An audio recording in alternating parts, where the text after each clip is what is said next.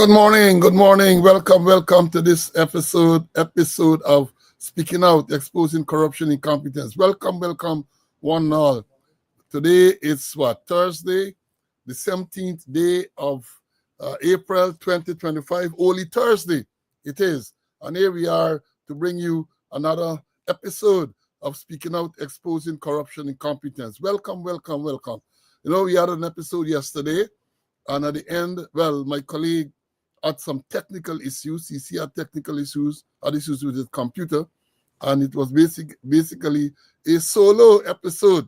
I went back there to the original arrangement where I used to be alone and battle for an hour or so, and then we extended, and then CC joined me, and we shared the time. But yesterday, with the problem most of the program I had to do by myself, and we did agree that we're going to come today, Thursday, the 17th day of April 2025, to do another episode. As you know, we told you that we're not going to deny you the information. And one of the reasons, too, that we're here today, apart from the technical issues CC had, we know Monday is Easter Monday, which is a big picnic type of day in Guyana. And we don't want to have you conflicted between the program and the live program, that is, because some people have said to me, nothing can substitute the live program because they want to be here to interact, to make comments and so on. So we're not going to have a program on Monday. So we said, look, we can't wait all these days. Things are moving too fast. And therefore we decided we're going to come today, Thursday, Holy Thursday, and to give you a program. I am pleased to tell you that my colleague is in the studio, and so far he has not experienced any difficulties in communicating with me before we went live. And I hope none will arise as he gets on for you to hear what he had to say. He had a lot to say yesterday, but unfortunately circumstances prevented him from doing so. So here we are this morning, another great day that the Lord has made. Let's rejoice and be glad in it. Let's give praise and thanks for being in the land of the living. Many persons would not have been this fortunate. Rainy Guyana yesterday, lots of rain in Guyana. Today again this morning, lots of rain in parts of Guyana. And I want to take this opportunity early to advise you to be careful on the roads. We're going to talk a little bit about this out of control traffic lawlessness. We're going to talk about some of it this morning. But yes, be safe. And I will want to implore you more than ever this morning to share the live broadcast, because many people would not know that we have a live on today, Thursday. It is not one of the regular scheduled days for the broadcast. So share the live, and let them know that we are here. Because I can tell, even though we had lots of students in the schoolyard, some new ones too, some of the regulars are not here. And what happened, even though I announced it yesterday at the end of the program, some of them might not have been in classroom at that time. And I did last night also send out a notification.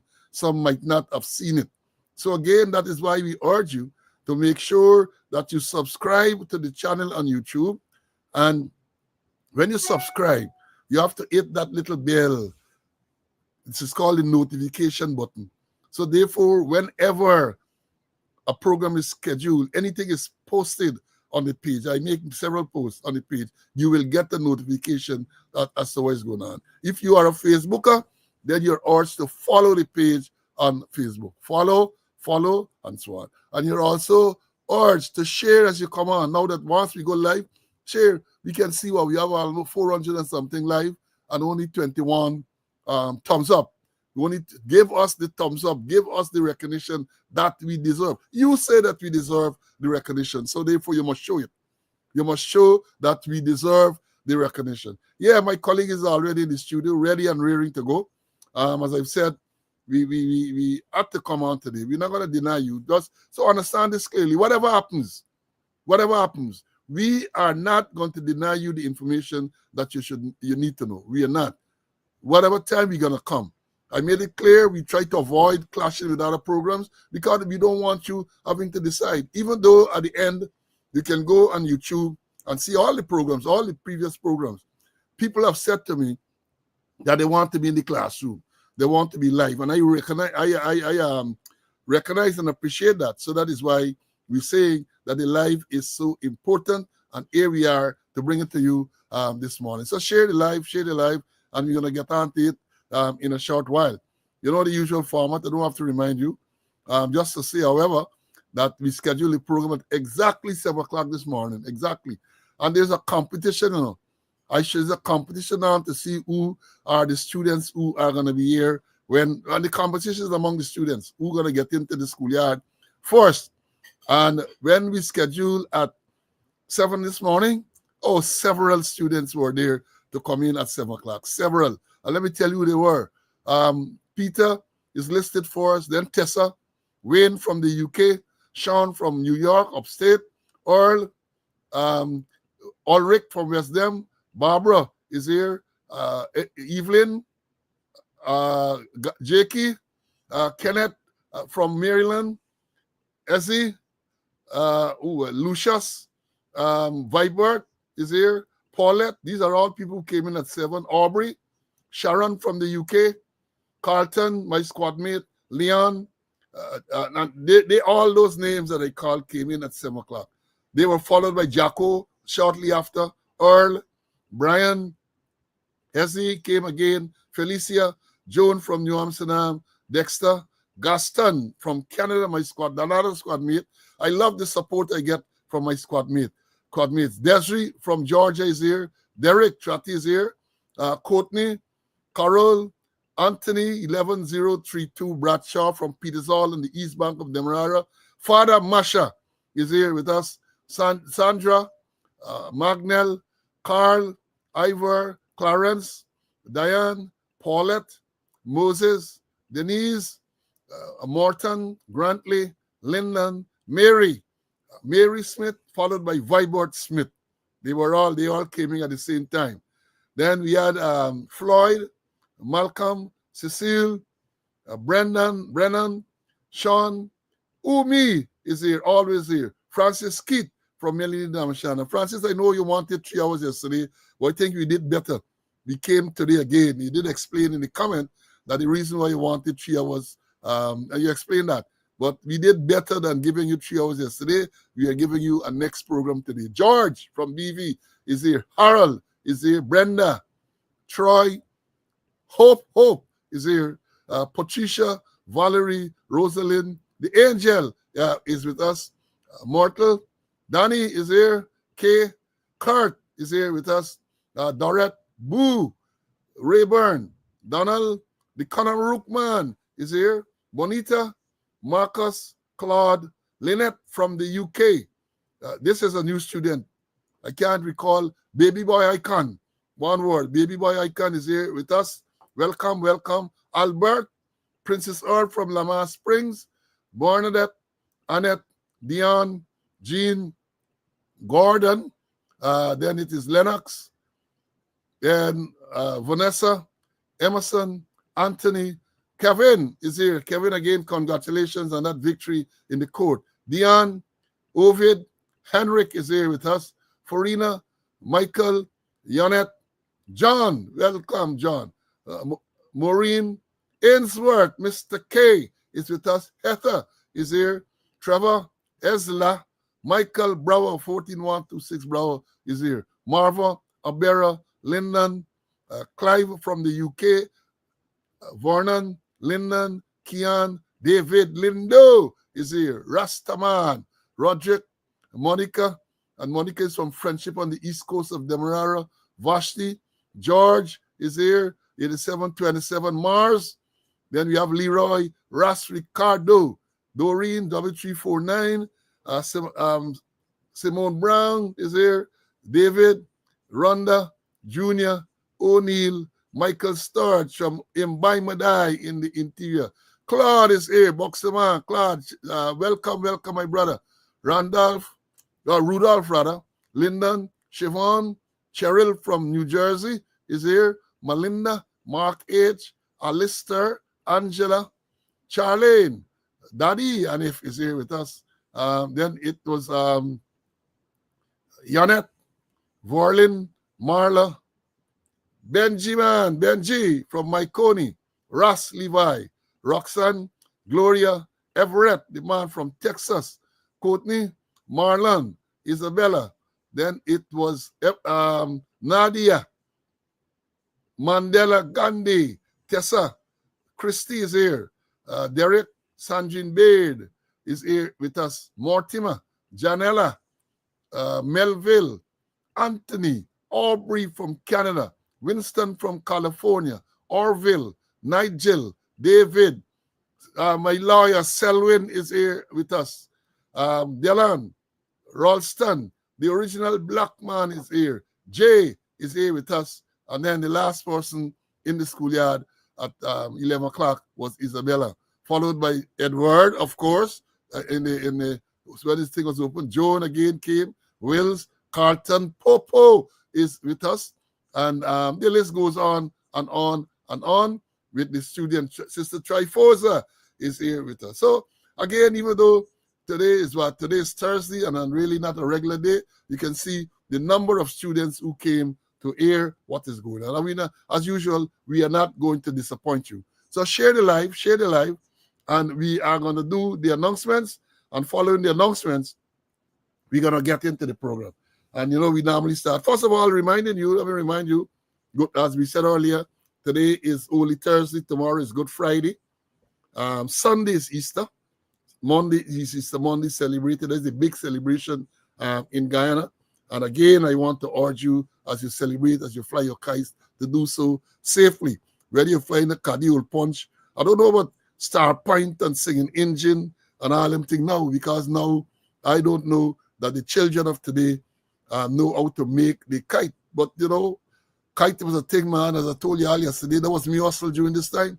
Make me kite. Let me tell you the business that I used to run as a youth man.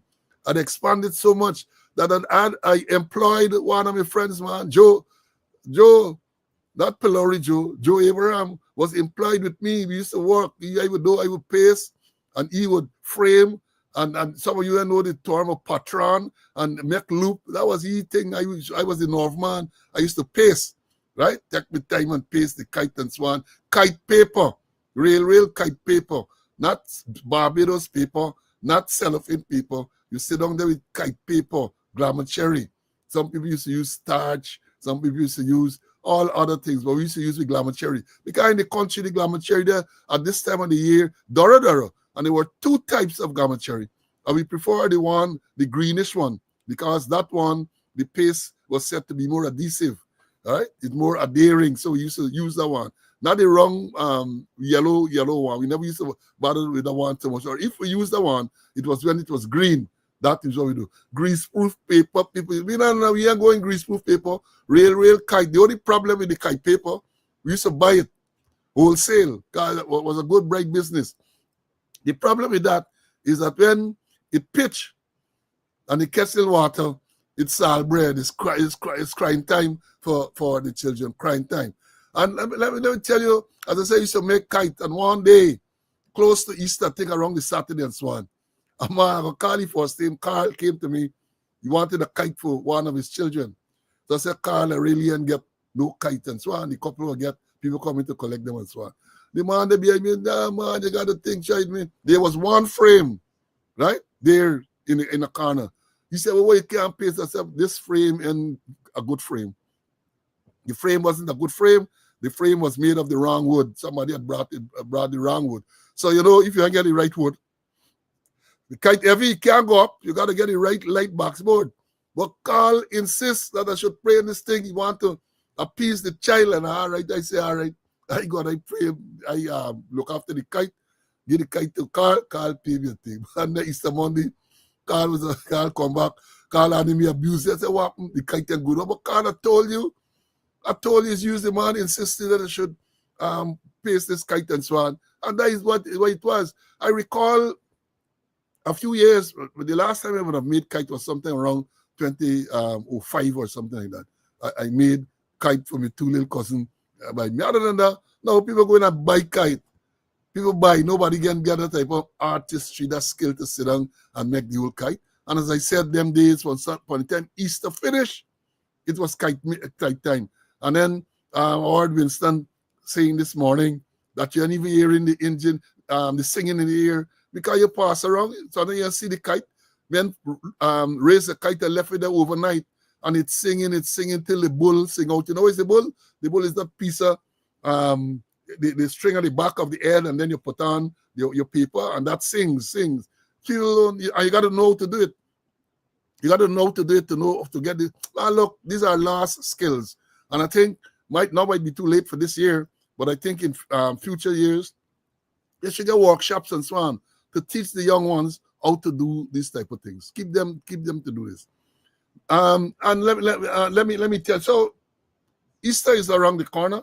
Let me make some announcements. I want to start, as we usually do, with the sad ones. I did tell you yesterday about the death of Milton Paidana, former West Indies police, GDF, Guyana, well, even Barbies. He played for Barbies as well, and West Indies cricketer. He passed. I got word yesterday about the funeral, but this morning I'm told that there's an update to that, and I haven't got the update as yet. So when I get that, I will share it, because initially it was said that he would have been buried next Sunday. But I learned this morning that no, there's some change to that arrangement. So we are going to bring it to you as soon as we get it. And then last evening, I learned of the death of one who I considered a friend, popular in the days, radio announcer, cricket announcer, Cuthbert Munshwar. Cuthbert passed Tuesday night. I think in Brooklyn they say, yeah, Cuthbert was a known announcer on the radio. Now you don't get proper announcers, but Cuthbert and those people they had the diction, they had the knowledge of the English, the knowledge of the language and all of that. And he did commentary for cricket, local and other cricket. He did. So yeah, I'm told that he was ill for some period of time, and he passed away Tuesday night in Brooklyn. Then I learned too this morning of the death of a former Detective Sergeant Motilal Jaigobin. I'm told that his number was 6318. Motilal Jaigobin died in Canada, Toronto, Canada, on the 14th of this month. And the information is he'll be cremated on Saturday, the 19th, in Canada, I assume. And I want to take this opportunity to express condolences to all the persons who, the relatives of the persons, friends of those persons who passed on, and may they rest in peace and rise in glory. Now for the happier announcement, well, before I go to the happier ones, I keep an account on Sergeant Alex Vaughn's death. Police Sergeant Vaughn shot and killed on the 12th of March, 2024, right? The man, today is 400 days. 400 days since that incident took place, and the police can't tell us, the public, anything. I understand they are not even telling the family anything. Apart from the initial report, they said it was an accident. The rank was under close arrest since March 2024. Rank's under close arrest. And OPR, they said Office of Professional Responsibility was investigating. Well, that overburdened our office, because everything is Office of Professional Responsibility. So I can only refer to them as the overburdened office. They haven't been able to tell, well, they might have submitted a report, but the public has not been made aware of what is the update on that matter. Real sad. Police sergeant died in the line of duty. That is what they told us. And we can't hear anything about what has happened to the investigation and all of that. We can't hear anything further. I'm trying to take Sister Trifosa off the screen. Let me do that. Let me look for it and let me take it off. And for the happier announcements, let me go into that. Happy announcements. Today is the birthday. We announced yesterday advance, but today the man, our student court on the live here now. I'm sure he's on the live. Today is the day that court is celebrating. Well, I know if he's celebrating, but at least today is his natal day. He's observing the natal day. Court Czar, the man Court Czar. Court, I want to know if you learned to play dominoes yet. I know you used to profess to be a domino champion. I got to make sure that I test your skills again. I test your skills again. I will have to do that. And when I test your skills, you know me well. I don't test skills just like that. Something got to be involved, right? Something. You know, when you play dominoes and you play for free, everybody is a champion. Everybody is a champion.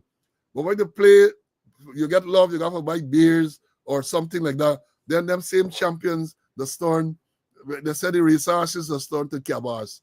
That is what happened. So yes, happy birthday to you. Today too is the birthday of a former member, used to be in the boxing arena there, Michael Pittman. I know he had migrated to Barbados. I met him in Barbados on a few occasions when I worked there. Today is his birthday. And today is also the birth date of Elorna Jarvis, former member. Elorna Jarvis is celebrating our birthday today as well. And I want to say advanced birthday to, I don't know if he follows the program, but a very good friend, Morris Sortima, 9632 Sorti. Used to be at the transport workshop. I think he lives in Canada or somewhere there now. He's celebrating a birthday shortly. So congratulations to all those who are celebrating today, celebrated recently, and celebrated in the near future. Ulrich will say love board. Ulrich making comment on this domino thing. You know, we used to play when I was at West Demerara. Ulrich, we used to sit down in the place. And we knocked domino, me, Ulrich, and if Bacchus. Yeah, the next guy used to drive, or even lose or something like that. And it was a big side of us. Used to sit there and play. As I say, I'm playing for free. And then when we came to town at the police officers conference, it was the Commissioner Lois, me, Pablo Yewood, John, Pito, and all used to play. And Ulrich come, and Ulrich said, stand up. And he wanted to play. So then when asked me if this man knew the game, I said, yeah, man, he's a good man, he can play and so on. Because you can't get into this thing just like that. Yeah, so them man, Ulrich, like Lewis decided to give Ulrich a little chance. They must sit down there and take like about 4 straight love. Ulrich, I'll never forget that. I'll always tease you about that. But he did bounce back. He bounced back later. Licks like peas. Here, Lois asked me, oh, you said this man no for play. I said, he no for play. You know that he looked a little hard on this stage, right? Yeah, and Ingrid is reminding me that Dr. Paul Williams will be celebrating his birthday on Friday. Tomorrow? Is tomorrow or the 19th? I'm not sure. But he celebrates too shortly. Dr. Paul Williams, retired Deputy Commissioner of Police. Let me bring in CC, and then we're going to continue on. CC, good morning. Welcome back. We got to say welcome back to the program. Good morning. Happy to be in the land of the living to do God's work and also to be back on the program. You know, it's quite an achievement, you know, for 2 geriatric to come twice in 2 days, you know. I don't know what the one that is week down the lecture is going to say. And congratulations to all those persons who celebrated their birthday. And Dr. Paul Williams is on the 19th. I think he's presently in Bahamas completing his law degree. Yeah, you're going to say the 18th, but I think it's the 19th. But whether it's the 18th or whether it's the 19th, it's something in the advanced birthday greetings to Dr. Paul Williams, my countryman from BV like me. So too is Pilori Joe, even though he look like we got for Disoni, right? Pilori Joe, the Minister of Labor. I'm going to talk a little bit more about him in a short while. But you know, let me say this and this is for the general. Yes, Court, you used to represent yourself. I know that. Court was a good player. All of us are good players. Well, one time we catch the baran and we just get licks. You're still a good domino player when you catch a hand that is fairly average and you're able to read and you're able to come out successful. So you have to know that, yeah? Let me say this. Tomorrow is Good Friday. And I'm saying this because yesterday someone reached out to me to find out about the thing about alcohol being sold and shops being opened and so on. And I directed him to the relevant law.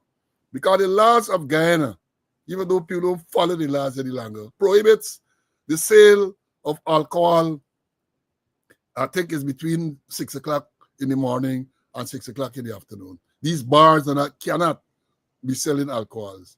In the back in the when you had Simmers and so on, cannot open till after 6 o'clock. Right? And I think it is found in the shops Consolidation Act. So it is an offense to open any, once the premises is licensed to sell alcohol, I think alcohol license, I'm not sure on malt, you cannot open on Good Friday. You cannot. So back in the day, what them men used to do, they had some side door. You know, some Sajiwang, they can't do without the little tubes. So they're going to open a side door and they lock up in the place. So the place is open to the general public, but the regulars will sit down in there and they will take their drinks and so on. So, and you used to get patrols, police patrols used to go around and warn people, because a lot of people don't know. They would warn them, and then if they persist, of course, they are going to be charged. But all of these things now have gone to the window. I don't know if they are still relevant. What I know is that it is still on the law books. And if they believe it is no longer relevant, then you should repeal the law. And therein lies the problem. You have laws that maybe are no longer relevant to the circumstances of today, but they are still in the books. They're still on the books. And what these jagabats do, they use them selectively. They use them selectively. They go in and they find some law that people don't even remember exists, and then they're going to charge you because they want to bring pressure on you and so on. That is what happens now. But the law, I am sure, is still there, which says that shops, well, not shops, shops too, but I think once you're licensed to sell liquor, cannot be open at time. So I would hope that they police them, especially the man who asked me. He would have done the research yesterday, and they know exactly what it is. Let me bring in Mr. Conway. I'm sure you want to say, as a whole station sergeant and so on, he might want to enlighten you a little bit more on that. CC, Good Friday, shops, liquor license shop can open on this day. Yeah, it is. It is in the law there, you know. It is in the law, and we used to enforce it. We used to send ranks, you know, to make sure that, you know, those places are closed. Although there are men who were lenting and are waiting for the 6 o'clock, you know, waiting for the 6 o'clock to come so that they can imbibe in their normal thing. I have a lot of friends who are on Lent, and they're going to wait for 6 o'clock tomorrow afternoon where they can resume their activities that they missed out in 40 days ago. Yeah, yes, it's true, because the men just sit back, you know, you're observing Lent, you're only waiting for Good Friday come 6 o'clock, Good Friday afternoon, for take something, man. They're waiting. Then they start in blocks and they're waiting. So yes, that is at Good Friday. Let me the next thing I want to talk about. I saw an article recently in one of the, it's either an article or a social media post. The police commander of Region Division 2, that is Essequibo Coast, taking gifts from some businessmen, motorcycle and all them type of thing. And I had to ask the question, why is it that police have to still take gifts from business people? They're learning. Why is it?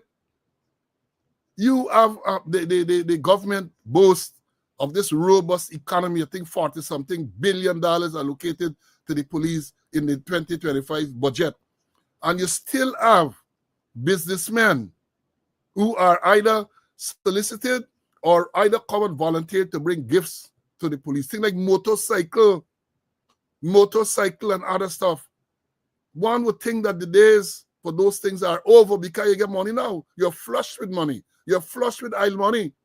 And I said this, I suspect that there are some genuine businessmen who want to contribute to the safety of the society and all of that.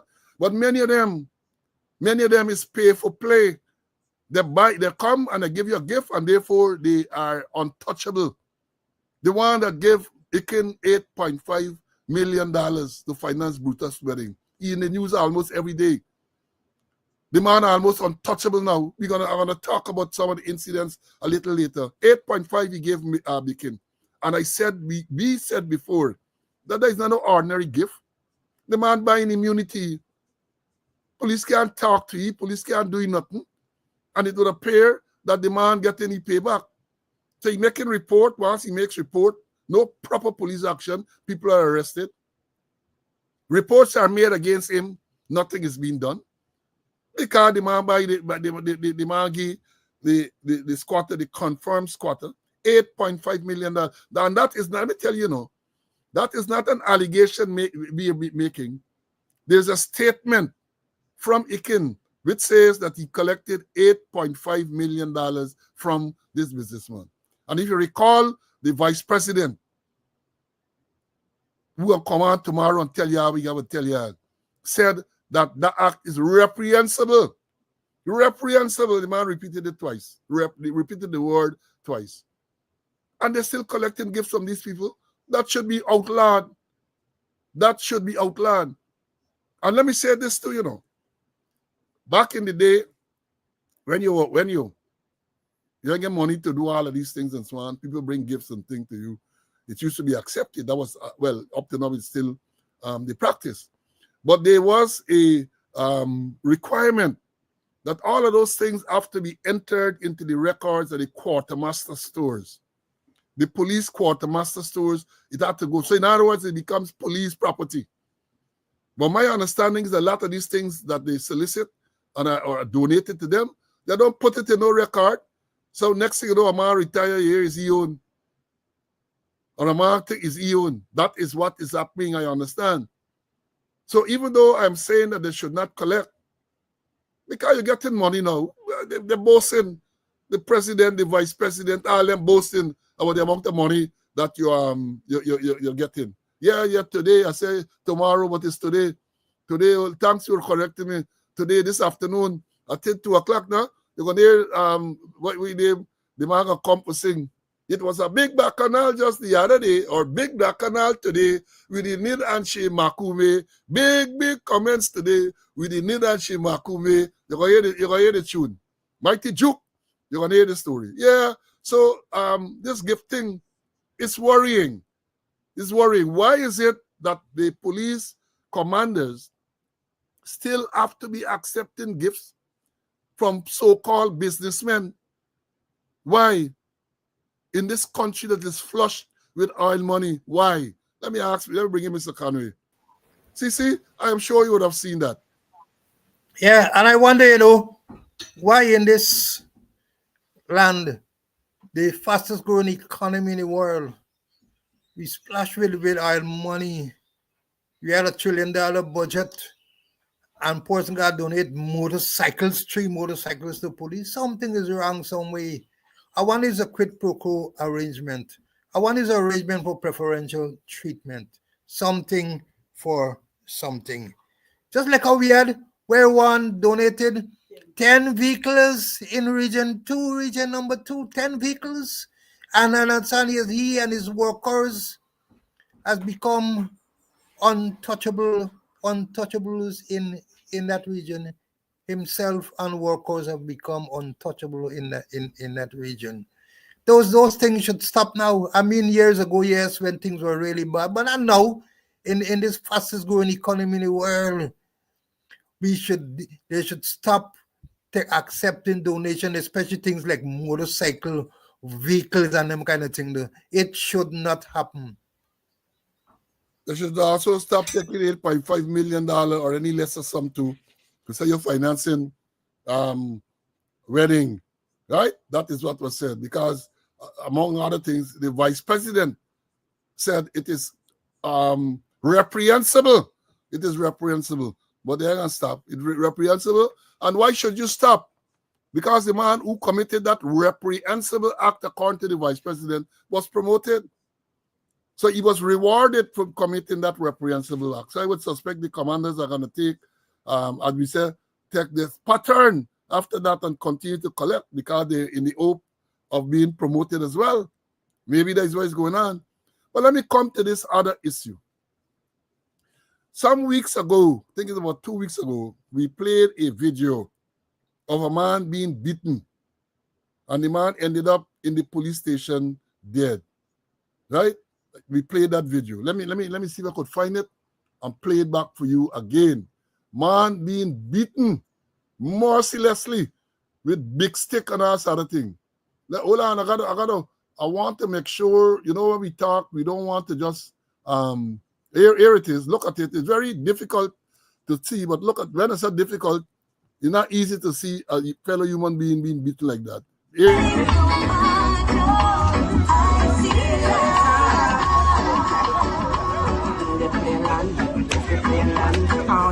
back and live that where they get it from.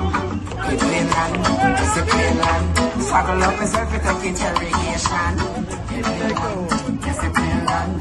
Make up your mind if you stay immigration. It's plain land, it's a plain land. Swaggle up yourself, you take it. Well, you saw it there. You saw it there. And then we saw two. Let me see if I could find the picture because we had a still photograph. I don't know if it's still in the system. We did show a still photograph where the man said, we said the man lying in the station. I don't have it here any longer. Oh, yes, here it is. Here it is. Here it is. Look. This is the man lying in the station. Dead man lying in the station. This was some time ago we showed this. Well, yesterday I read in the newspaper an article which states after beaten and left unattended, blockmaker dies in police custody. And the story says a family of 30-year-old blockmaker is seeking answers after he died while in police custody. The dead man is identified as Dylan Lawrence of the Kendron Housing Scheme, West Coast, Demerara. His family only managed to locate and positively identify his remains after a picture of his corpse was posted on the Guyana Police Force's Facebook page. The police asked for the public's assistance in identifying him. During the interview with Newsroom on Wednesday, a relative of the dead man who asked to remain anonymous said he succumbed on March 16th while in custody at the Parfait Harmony Police Station. According to the relative, the family was informed that Lawrence entered a Route 31 minibus. The minibus stopped at Lagrange Old Road where Lawrence and the driver allegedly had an altercation. They said, quote, they said that Lawrence took a pregnant woman and a male in the bus, the relatives told the Newsroom. She said an alarm was reportedly raised and villagers advanced towards Lawrence and dealt him several blows about his body. A police patrol that was passing at the time picked Lawrence up and took him to the station.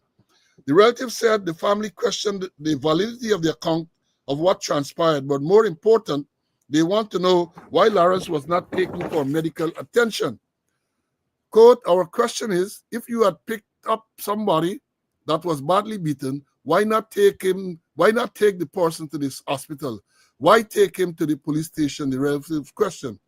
She said, quote, if it is that you said he was beaten so badly, you should have taken him to the hospital. At least he would have had a chance to pull through or something, end of quote. Quote again, because if they catch a thief or shoot a thief, they will take him to the hospital and handcuff him, end of quote. A post-mortem examination revealed that Lawrence died as a result of trauma to the head and broken ribs. Lawrence's relatives said the family is concerned. We want to know what exactly happened. Quote, something is missing. You're taking an injured man to the station knowing very well that you should render assistance. Knowing very well that you should render assistance is total nonsense against police protocol, the rebel said. The police, this is what I say now, the police have not issued an official statement on this incident. I mean, we spoke about it here some time ago. We show you the tape where this man was being beaten. And as the relatives are saying now, because I saw on social media a picture of this deceased person and the police asking for persons to assist in the identification of this man, right? Now, yesterday when I read the article, I wasn't sure it was the same thing, but I did my research and realized based on the story, it's the same man that we showed you there being beaten. Now, all right, the people beat the man. I'm not saying they should beat him. Police patrol passing, that is what is alleged.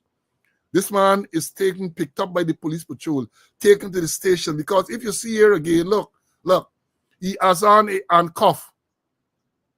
This deceased man, they say he has on a police handcuff. Well, I shouldn't say police handcuff, he has on a handcuff, right? Why not take him to get medical attention immediately? Why? Man dies in the lockup there now, no official release from the police, and you have this now. And then, of course, they're going to tell you that the Office of Professional Responsibility will investigate. Who are the policemen who took this man to the station? Who was the person in charge of the station who did not make sure that proper action was taken immediately? And we are saying again and again on this program, the protocol is, once a person is injured, you're no doctor, police aren't doctors. Once a person is injured or complains of feeling unwell, you have to take them to get medical attention. They might very well be bluffing, but it's not for you to decide, hey, this man bluffing. Go take him around to the doctor and let them pronounce on it. So anything happens after then, you're going to be virtually in the clear. But when people are, especially as I say again, visible signs of injuries, and these people are not taking for medical attention, something is wrong with the police force. Something is wrong with the command, because this is not an isolated case. The other man died in Rhineville police station not so long ago from a gunshot wound. The man was shot and taken to the police station, put in the lockup, and the man died in the lockup. You get a man and let him somewhere hang himself with the buckter. You know, in case you don't know, it's buckter brief. They say hang himself with the brief. Somewhere in Barbies, a next man died in the police lockup. So for this year alone, or within the past 6 months, or a little over that, 4 or 5 persons died in police custody in the lockups. We aren't talking about them who they shoot on the road and kill. Something is definitely wrong. Something is wrong. And then the vice president making statement about the government and response for rogue elements. We can deal with that just now. But let me bring in CC. CC, incident and similar incident, people dying in the lockups. What happened to the standing order? What happened to the SOP? What happened to the protocols when persons in police custody are injured or complain of feeling unwell? Explain to me, my brother. Paul, is a trend, is a pattern. You mentioned about Letem, you mentioned about Rembelt, you mentioned about 51, and this was one recently where we showed the picture. Now the thing is clear: if a man is visible sign of injury, doctor, seek medical attention, or if the person complain. And let me repeat a story I had when I was commanding Barbies. Somewhere about 2:30 in the morning, I get a call from one of our students. He's always on the program, calling Bino, former head teacher, educator, calling me about 2 something in the morning. He says, brother, stab up a police girl. And the police looking for him, and he directed me where the boy was. And I called the police and I tell them, and they called me and they said that they get him and in the lockups. Calling Bino, call me again. He said, sir, my brother drink poison and I get in the lockups. I made a call to Wim Police Station. The detective superintendent there asked him about Bino. He said, sir, he say he drink poison, but he mouth and smelling poison, but I still get keeping in the lockups. And I didn't behave too well. I say, you yourself will escort him to the hospital now. And when you reach the hospital, call me and tell me what happened. He called me about half afterward. He said, sir, the man get admitted in the hospital. Within an hour, the man died. He would have died in the lockups. And there's another one, a very good officer, Stephen Mansell, was at Springlands. He always going early in the morning, and check on prisoners. They said 4 prisoners in the lockups alive and well, sir. He said, come now, you go and see them. When you go, you see one, he said, crump up in the car now. Because some person had assaulted him the day before. He was taken to the hospital and they sent him away. And then man said, he ain't looking good. I said, well, what are you going to do? He said, sir, we're going to carry him to the hospital. Carry him to Skellen Hospital. Here again, within an hour, the man passed away. That one would have died in the lockups also. If persons complain of injuries, get medical attention for them. If you see visible signs of it, get medical attention for them. You not know a doctor, let you can be doctor and let the doctor send him away. And there's this thing going on. The trend, the pattern is that. And even recently at the shooting at Linden, drag the man, put in a minibus. And from minibus, they understand they drive to the station and transfer in a police vehicle, carry to the station, and transfer in a police vehicle, and then carry to the hospital. Persons who are the scene reach the hospital and they know where the man they reach before the police, So the thing is that you need to, and that's where persons in charge of the station has got to take command and control of the situation. Commanders has got to take command and control. Why is an injured man doing at the station? Why he hasn't gone for medical attention? He must go now. Those are the things you have to be. You have to be formed as a sub-range officer, as a station sergeant, as a commander when these things come to your attention. But no, they're keeping them at the station, and when they die, and then there's a wall of silence. No proper investigation. OPR investigating, and nothing will come out of it.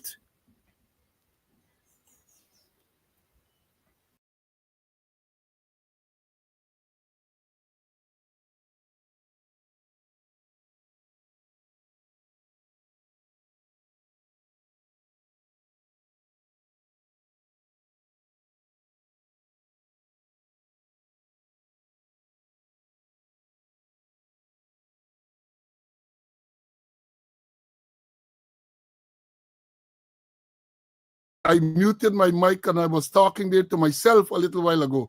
I'm saying it shows it's from the top. Lack of leadership, right?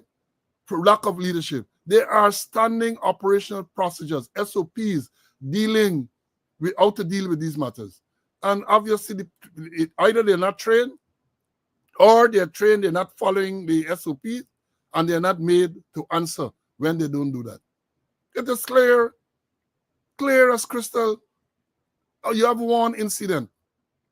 You have another incident. Wait, you're not using these things as training examples to make sure that these things do not recur so frequently,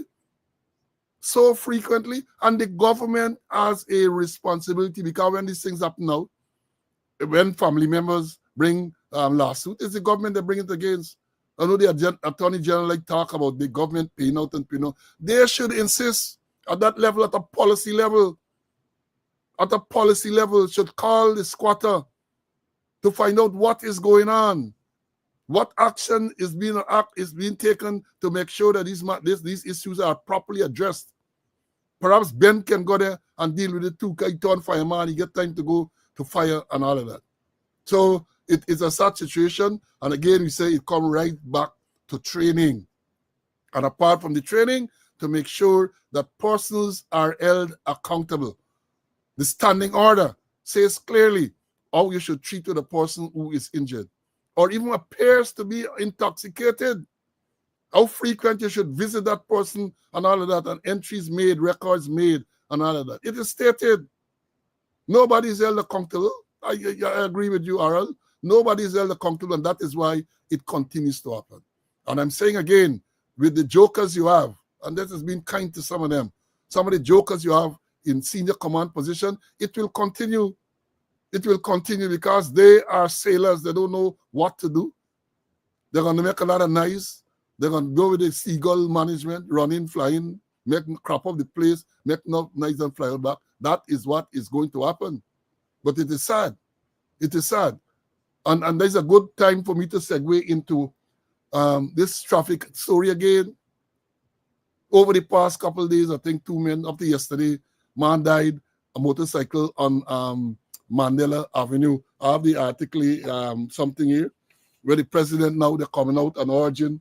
Let me read what it says. I think it's Chronicle today. I don't normally read Chronicle. Long ago, we used to get Chronicle because there was if you get toilet paper, you could have used that, wet it, and so on. In the country, they go in latrine. Yeah, I grew up in them type of thing. Latrine, you wet it, you wet your Chronicle, and you're gone to use it. So they're talking, this is today.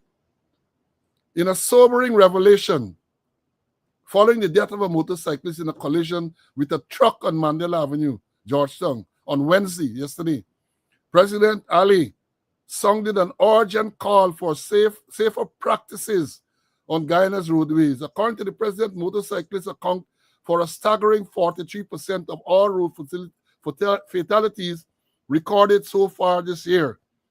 Then it says, even more alarming, the head of state revealed that 72% of the motorcyclists who died were not wearing helmets at the time of the accident. And then the quote here saying, I'm appealing to all road users, especially motorcyclists, to exercise extreme caution on the roadways, end the quote. That is what he said in a Facebook page. The president's statement comes hours after reports emerged of a fatal Mandela Avenue accident, which added to an already growing toll of road deaths. Just hours before the Mandela Avenue fatal accident, the police reported that 2 motorcyclists were injured in separate accidents in Georgetown on Tuesday and Wednesday. In both cases, the riders were not wearing helmets at the time of the collision.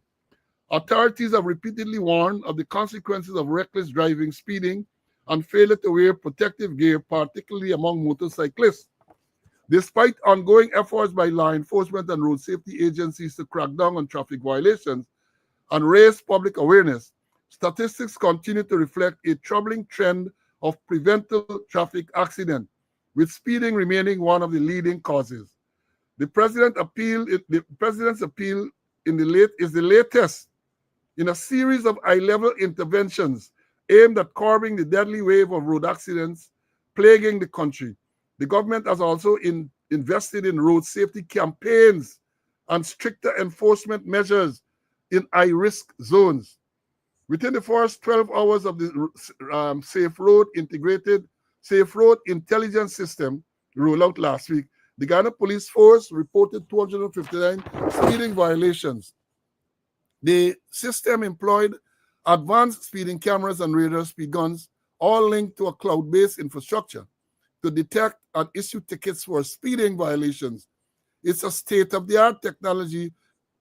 Its state-of-the-art technology enables detection within a range of approximately 500 to 600 feet. And then they go on to tell you some other propaganda stuff. So they're calling, but the thing what they're doing there, because they're not handling this thing correctly, to the president appealing, and hear this, I say, it's clear that they're frustrated. And they're frustrated. But what caused them to be frustrated? You got to be frustrated because you're not treating with the matter the way it should be treated. We have suggested repeatedly on this program what needs to be done from the government. And let me say this. This has now gone beyond the police. This is not only about enforcement on the road. That is a big part of it, yes. But it's not only about enforcement. It's a complete overall of the entire system, how people acquire license and all of that. A complete, because we know that the elephant in the room is corruption. They don't want to admit that. Well, you know from all the evidence you get. Now, let me play, and I'm not sure if you can get to hear it, but I'm going to try to play a recording of a senior traffic rank. I think it was yesterday or sometime. It's clearly frustrated as to what's going on. And listen to it. Yeah, good afternoon, everybody. That's why I'll examine this post that was made by the president and look carefully at the spaces that you manage. Where some of us will stand up on the road and see these same things. And don't make the damn excuse for how it's an aggressive nature of the motorcyclists and you can't stop them. Tell me if it's your brother or your sister or your cousin, or they look like you and you don't want to do it, tell me that. But don't bluff me. At the end of the day, if we enforce the law fairly and we deal with it as a team, we can get less of this. Instead of posting one policeman to address the issues that emanate from a motorcycle use, deploy the whole fucking station district, all the traffic counts in the district, and address the particular issue. And you will get some form of change. And don't ask me why, of course. Because I don't think anyone, if I were the traffic chief, you would accept these things kindly or commonly or peacefully. You would have been thinking about your seat. And similarly, as I'm thinking about my seat, I already get a cap. You gotta get a yak to get and go and do what you gotta do. Officers and inspectors in the traffic department, you got to roll for play. Don't hide in one office and think about bodies. Why send them doing it in 4 others doing it other places? We want to know 1 case and 2 cases to move. When you police people in and they don't have a helmet, they give the ticket, lodge the fucking motorbike until when they come the helmet, then give them back. Make it hard on them. And when you see the commanders telling you but they can't lodge the bike, you got to decide certain thing or decide if you want to stay with it. Because I see when they see the heat command, I wouldn't be holding no strain or no brief for nobody. It come at a point now, you all got to stand up for yourself. The Harbour Bridge got a big role for playing this whole thing. And if they can't play it, you can play it. No. I should have cautioned you about the expletives in that recording. Based on what is being said, it looks like it's the traffic chief expressing his frustration. But he said some things there, and we were saying it here. Too many people, officers, they're in office, they don't go outside and do the thing, including me. I don't know that he just go out and deal with issues on the road. I used to be the traffic chief, and people would tell you I used to be out on the road almost every day in the week. I used to be out there. And the man, look, this is why you get a breakdown in the force. They are going to break the law to try to enforce the law. He frustrated, so he's telling them people, when you're pulling people with motorcycle, latch the motorcycle on what grounds? What grounds would you have? What legal grounds would you have to latch the motorcycle? And then he go on further to tell people that telling the traffic ranks, most cases, well, many cases, some of them might be junior ranks. Forget about the commander. You got to make a decision. You have to make what decision? The commander is in charge of all of that. You see, that is where the problem comes, because we continue to tell you that when a man is a commander, a police commander of a division, he's in charge of everything in that division. The traffic, the CID, the general duties. The commander is in charge of anything. And for this man who seems to be the traffic chief, telling ranks that when they latch motorcycle, when the commander come in and thing, they should, basically tell them should disregard the commander. That is where the breakdown in discipline comes. That is where the breakdown. And unfortunately, you have several commanders who will accede to that nonsense. Several commanders will give up and give in to that. But that is not how the force works. The commander is the man who is responsible in his division. I just tell you all, I was a commander of several divisions.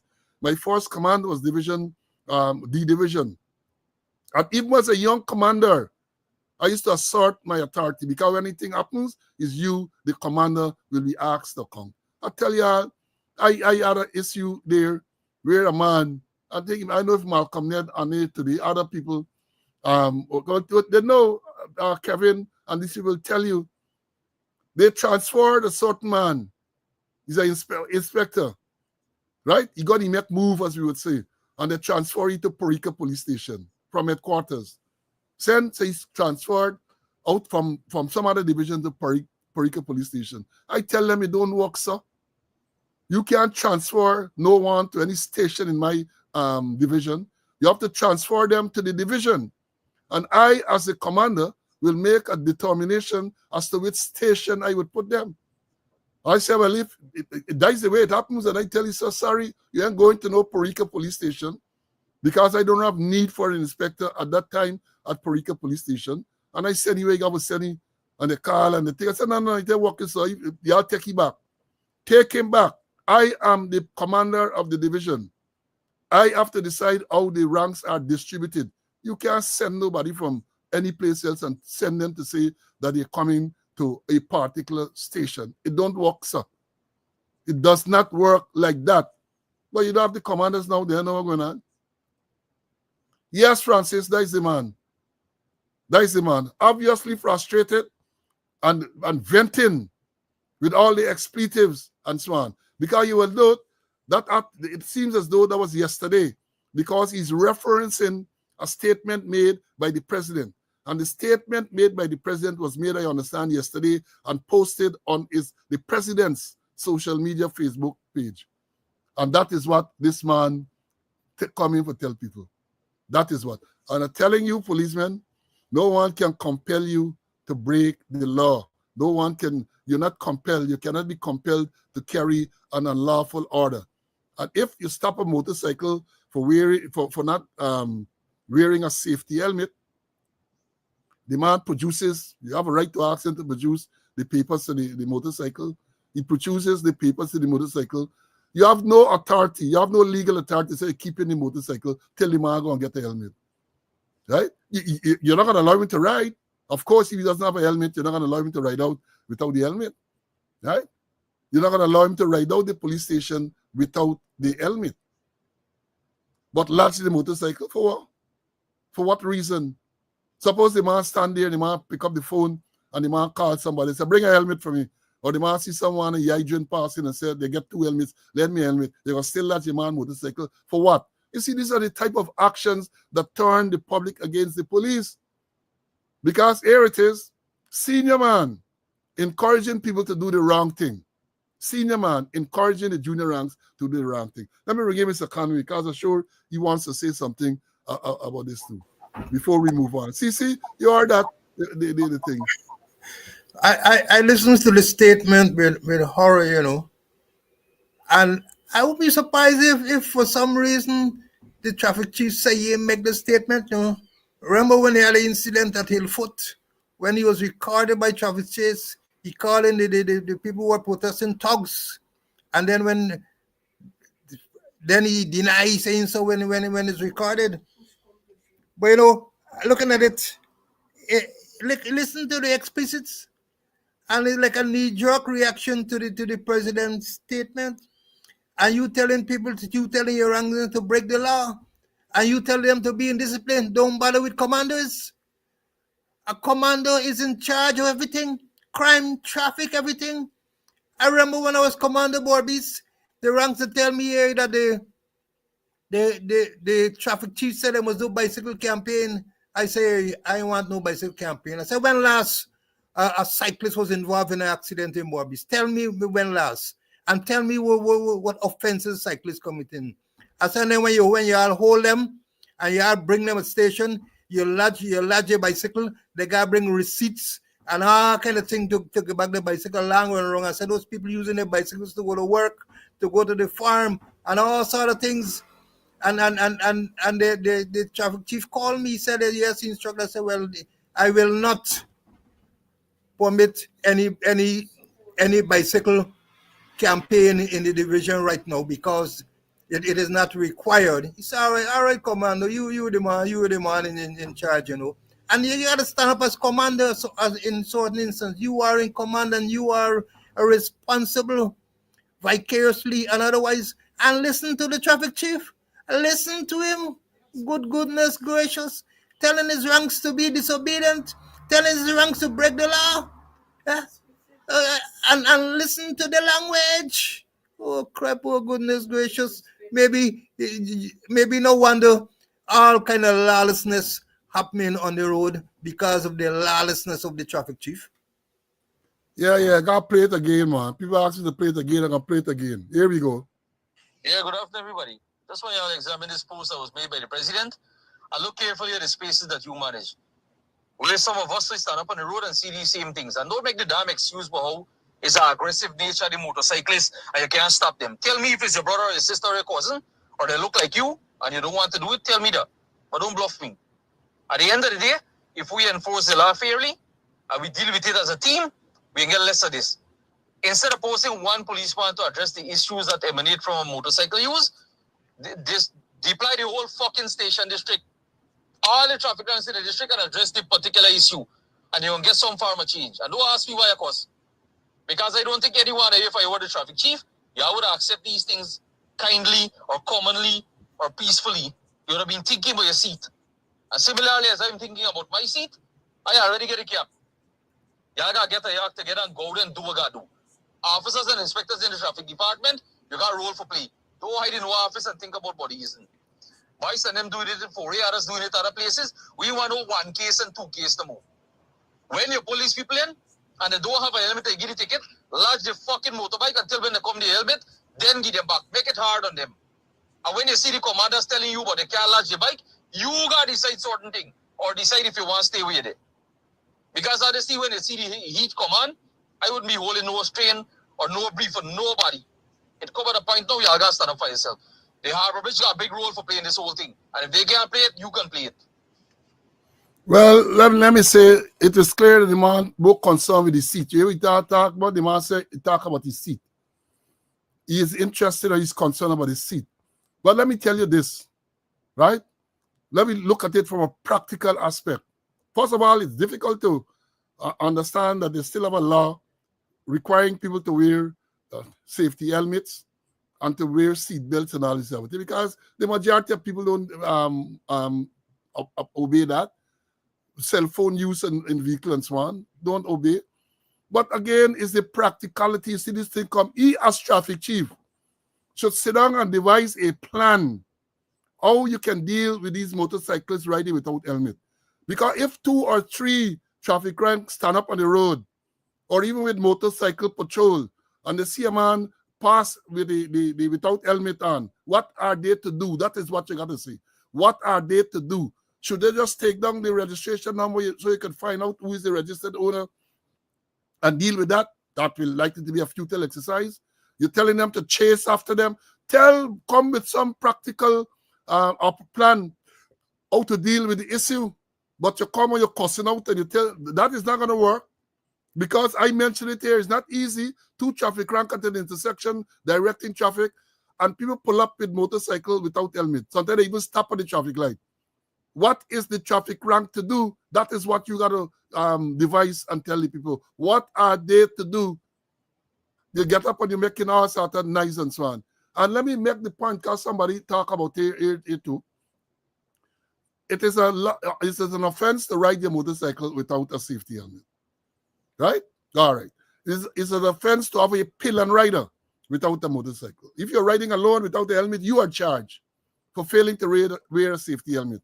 If you are riding with a pillion and both of you are not wearing helmet, both of you are charged. If you are riding with a pillion and you have a helmet on, the pillion does not have on a helmet, the pillion is charged for riding without a helmet, and you, the rider, or the driver, as the thing is, you are charged for permitting that person to be there. So them smart Alec, what it does do, they will give they got one helmet, they get a pill and the helmet. So he can take the charge for riding without helmet. Because remember, if he has on the helmet and the pill, if he has on the helmet and the pillion does not have on, it's 2 charges.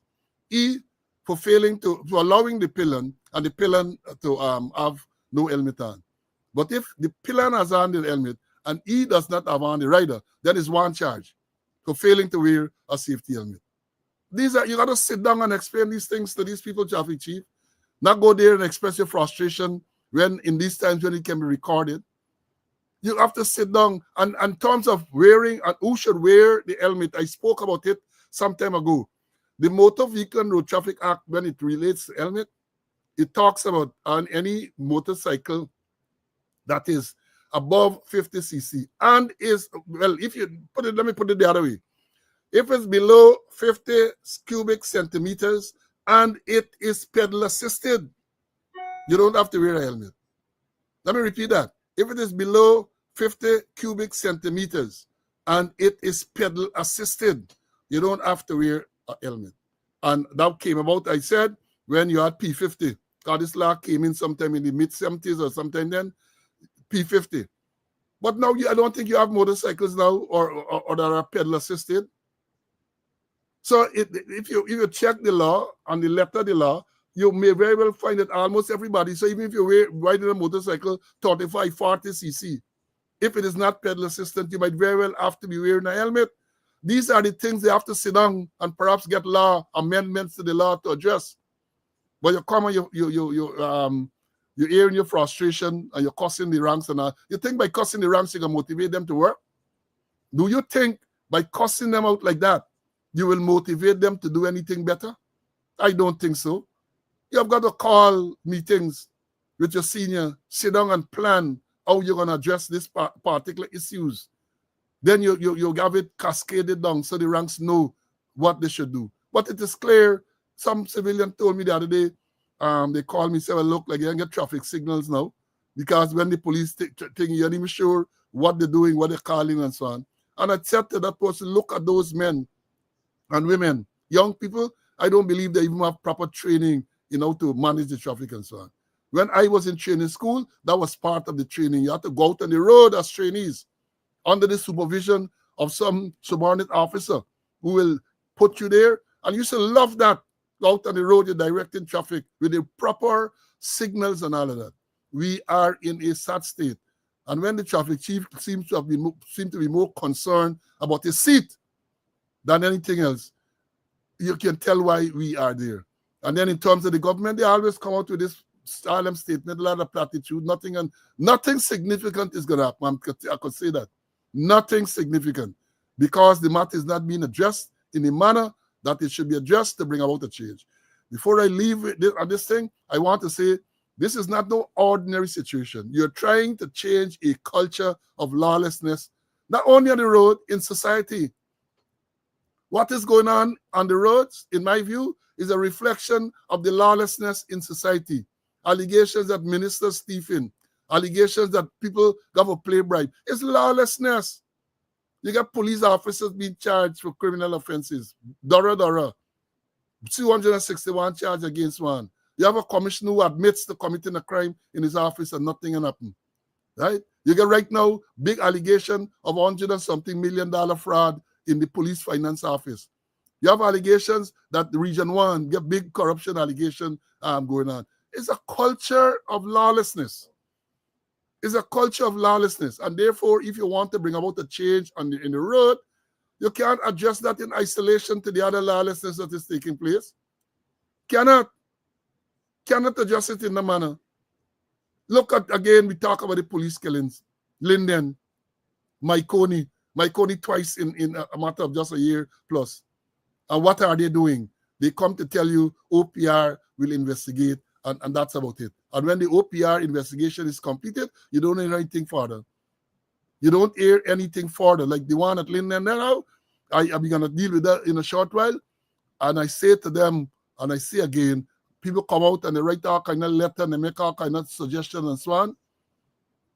Folks, this thing requires intervention at the most senior levels, at the type of government level, to sit down and to craft a policy, perhaps get intervention from these international agencies that can come, do a proper analysis, and come up with some measures. Some years ago, when I was traffic chief, they brought Dr. Budu. I remember well, Dr. Budu and I had several meetings and so on to do an assessment of the roads and so on. And he came up based on statistics that the road between the Betopo area there was the deadliest road in the country. And then intervention measures were recommended, which were implemented. And we know now you ain't getting problem there. You got roads across the West Demar supposed to be the deadliest roads. You have to have scientific interventions in these things, scientific analysis and proper intervention. Not this seagull thing that we're talking about. You amend the law to deal with dangerous causing death by dangerous driving. How many charges have you made since then? How many? You come, you bring in this traffic ticket thing. You boast that at the last I saw, over 700 traffic tickets issued with this new automatic system they have. Let us know of the 700, how many persons have paid the fine? How many persons have paid the fine? How many persons have been summoned? Well, got to go to court. Which court, when? Tell us. Don't come to tell us that you issue 700 tickets with this new system and all of that. It's just a lot of talk, nothing concrete. Because if you issued, this was since last week, Monday, I think this thing was implemented. And you're claiming that between Monday to whenever, I think yesterday, 700 tickets. By then you ought to know how many persons admitted to the offense went and paid the tickets. And what is going to be the procedure for those who have not paid? You have to repeat that. Let me bring in Mr. Conway. CC, this whole thing about traffic ticket and let me hear you, man. Let me hear you on it. All right, let me go back to the traffic chief statement, And part of his statement might be bordering on racism, Because here we say, people looking like you. People looking like you. Racism. That sound to me, it's bordering on racism. But let's go back to the traffic ticket situation, Paul. First, they should get a proper SOP, standard operational procedure. It's a new thing that they're introducing. Standard operational procedure and training information on. They're working wild. No, I see they put that some pay some ticket there. One man, the first man or something. No, the first man get caught in it. It's not the first man get caught in it because he crashed. He crashed into a post there. Now the thing is, and they're not looking at the law. The law say that the post for you to have a successful prosecution for reckless, careless, or dangerous driving, 3 things must happen. 1 or 3 or the 3. The person must be warned at the scene, that he'll be prosecuting for one or more offenses, reckless, careless, or dangerous, or exceeding the speed limit. He was served with a notice of intended prosecution, or within 14 days you summons he. Now I see they're selling ticket to Jeep. They're selling the ticket by registered post. They send to Jeep, the Post Office Corporation, to send it to the people. If a man doesn't pay within 14 days, within 14 days, the case will have to call up, and they'll have to go through a trial. And if he doesn't turn up, there must be an ex parte trial where a person got to give evidence from the time the ticket was issued. The post office people got to come and give evidence. And all kind of thing got to happen. They got to be the linkage to have a successful prosecution. They got to get a linkage. And if the magistrate tried being the ex parte trial, he will put a fine, 7,500 fine, and then the person that pay the fine, the warrant will be issued. So it's a big, long, drawn-out matters. But a legal requirement that the person was warned at the scene, that he will be prosecuted, that within 14 days he gets summons or warrant of intended prosecution. And in addition, you have to serve you gotta find the owner of the vehicle, and the owner gotta serve it with a notice to say who was the driver. The owner of the vehicle gotta come to book who was the driver, because the camera can't tell you who was the driver. The camera gonna tell you, well, this vehicle passed at such a rate. And then again, what about the calibrating of those cameras? Is the Guyana National Bureau of Standard involved? Who would be involved to make sure that those things are properly calibrated and regularly? It's a whole long chain linking evidence who have a successful prosecution, more so if the person didn't pay the fine. And how they're tracking it? The whole thing is that there must be a SOP, a simple SOP, clear-cut SOP, telling you what things must happen from the time the ticket is issued until there's a conviction. What should happen at the court and all kind of thing there. Person gotta give evidence, and then you might be clogging up the magistrate's court. I asked the question: when last a magistrate had an ex parte trial for traffic ticket? When last? I surely get thousands of cases waiting for ex parte trial. This thing wasn't properly thought at all. There's just a knee-jerk reaction, seagull management. There's what going on about the place there. And there'll be more and more confusion. And with the last statement that you played there with the traffic chief, God, may God help the traffic men then. He mentioned one guy there, Bice. And maybe you need more enforcement. You need more Bice about the place. And in Georgetown, when things orderly, is Bice pass on there, Bice was there. And the traffic chief, he can do good in the PR department. I think he can do better than Ramatar. But now in the traffic, you doing traffic on the airwaves, traffic on the social media. Traffic is road walk. You got it up on the road. We got to feel his presence on the road. But you're not getting that. All of them mouthing up himself on the airways, mounting up himself in the media, and total chaos and anything there. So I'm not surprised that the chaos and the confusion and the fatality continue all the time.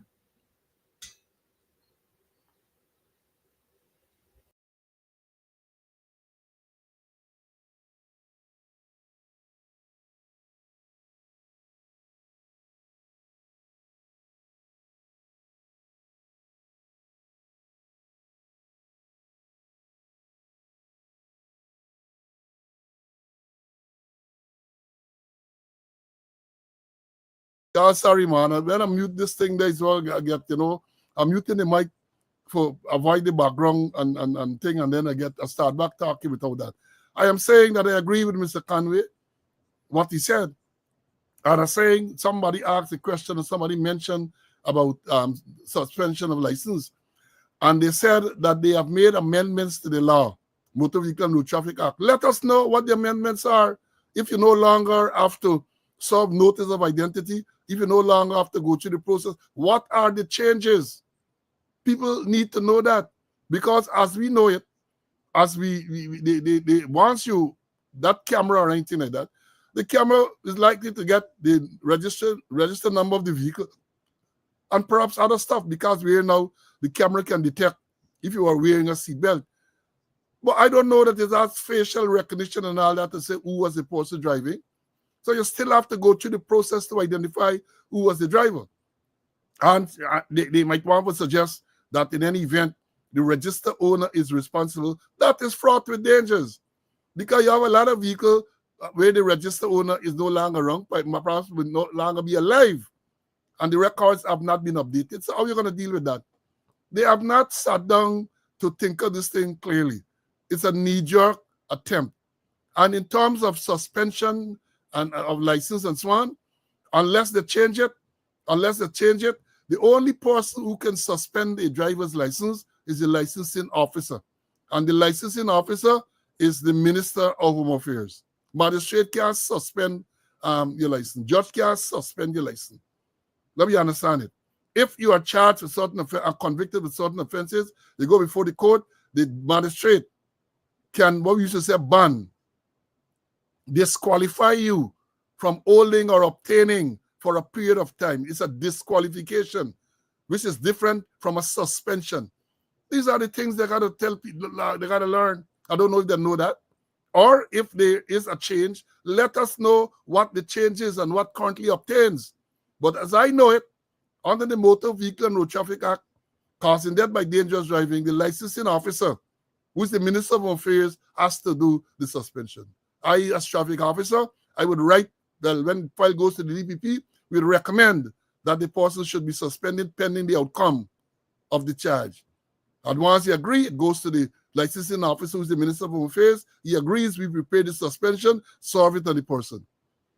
If the person is charged with certain specific offenses as stated in the Motor Vehicle and Road Traffic Act, the magistrate has a discretion to disqualify that person, disqualification from holding or obtaining a driver's license for a specific period of time. And then they talk about endorsements. Those are the things they have to look at.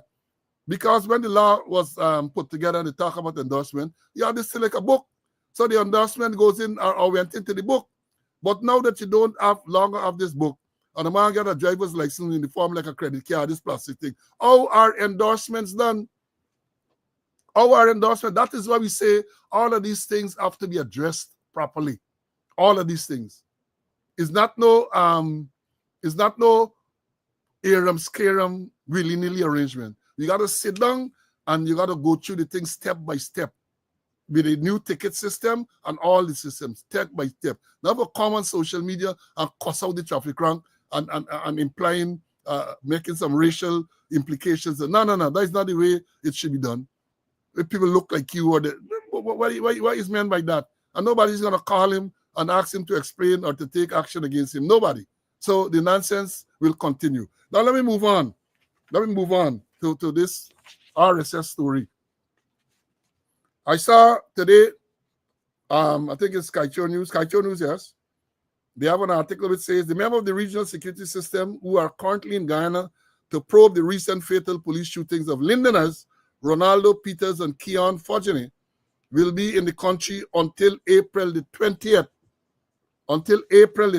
Linden Mayor Sharma Solomon told Kaicho News on Wednesday, that is yesterday, that the team has received the terms of reference from this for the scope of the investigation from Police Commissioner Clifton Aiken.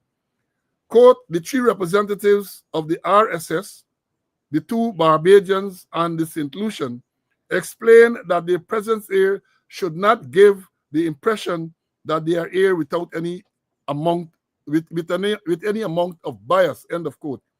He said their comments were in relation to concerns expressed by the families of the deceased men The family had referenced issues encountered during the investigation into the killing of the Henry cousins in Berbice and Orange Boston on the Essequibo Coast. The mayor said that as far as he was updated, the RSS has an ongoing investigation but did not provide specifics. And then I go into the details. Now, I commented extensively on it yesterday. And the question, or some of the questions raised, have still not been answered. And I said, I don't know the men, these investigators. They might be excellent investigators for all we know. They are from Barbados too, and one from St. Lucia. What is the CV of these people? What qualification? What experience they have in investigating homicides, especially where police are involved? We don't know. So can we be confident that any report produced by these investigators is a good report? We don't know the background to these people. And then some people said, I understand, I read somewhere that where they said that they are not doing the investigation, they are supervising the investigation. Again, the law 1702, and I'm going to ask Mr. Conway to read specific aspects of it. The Police Complaints Authority Act, Chapter 1702, stipulates, directs, commands that once a report is made that a police involved in any incident, shooting or otherwise that caused the death of anyone, the investigation must be supervised by the Police Complaints Authority. We ain't hearing nothing in this one here. We ain't hearing nothing about the Police Complaints Authority. So perhaps the question is then asked, is there a Police Complaints Authority? Is there currently a Police Complaints Authority? Because the law says, there's a law, it's not slow, and Conway saying it, is the law says that any such investigation must be supervised by the Police Complaints Authority. Yeah, I'll check it out. The laws of Guyana, the Police Complaints Authority Act, Chapter 17:02. Let me bring in Mr. Conway, man. Let you read the law to you. See, I know you get these law books you like read. You buy your law books. You're proud to say that you buy your law books. Let me hear you on this one, man. Yes, I buy my law books. Up to the other day, I went to the Parliament building, and I bought, because I couldn't find my drug act, and I bought, I think I paid $5,000 something for the act, you know. So I buy my thing. I don't otherwise obtain like other people. I would buy my law books. But it's this RAS, you know. You look at what experience do they have in terms of investigating. You know, they're mostly for things like hurricanes and natural disasters and everything. That's what they were established for.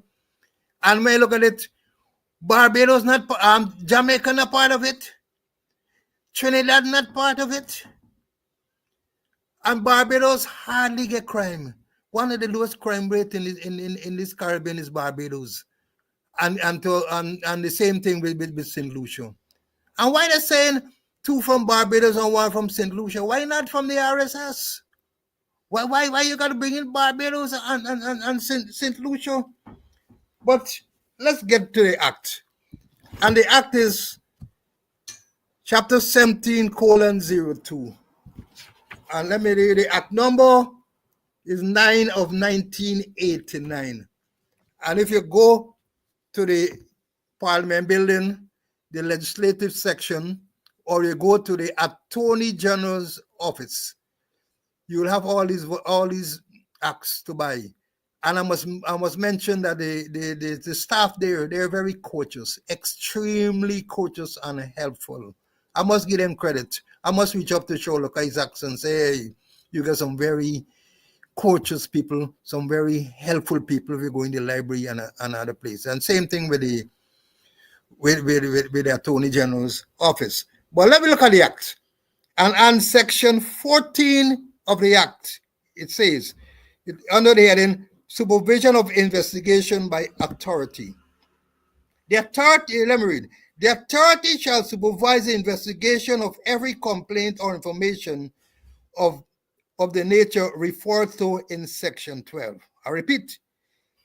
The authority shall supervise the investigation of every complaint or information of the nature referred to in section 12.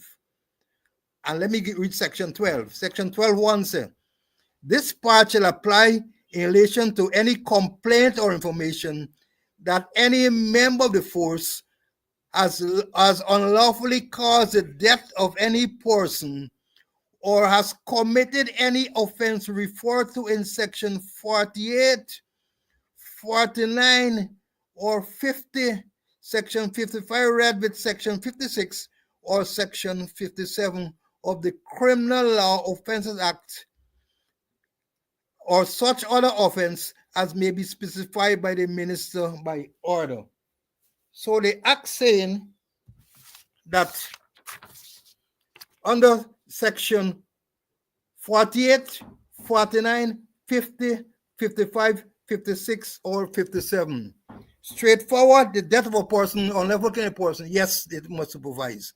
And there are other offenses.